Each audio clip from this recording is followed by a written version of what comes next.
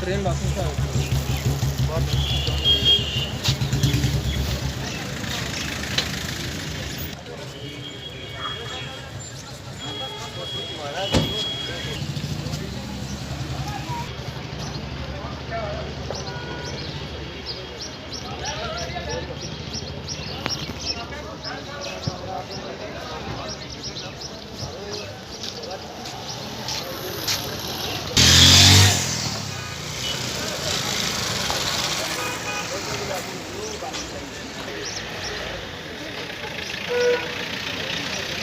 से हमने यहाँ मेंढर में ड्राइव शुरू की है।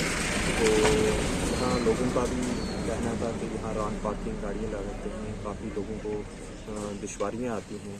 सुबह स्कूल बच्चे जाते हैं, उनको भी दुश्वारियाँ आती हैं। तो आज हमने जो क्रैन है वो रजौरी से मंगवाई है यहाँ मेंढर में।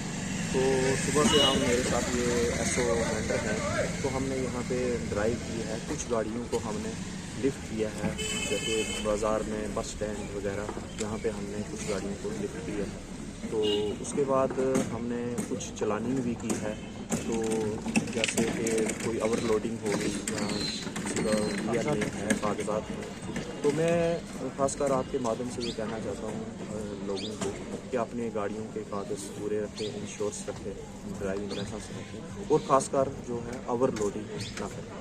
मैं आपके माध्यम से आम लोगों को ये अपील करना चाहता हूँ कि वो बाज़ार के अंदर ये रान पार्किंग ना करें।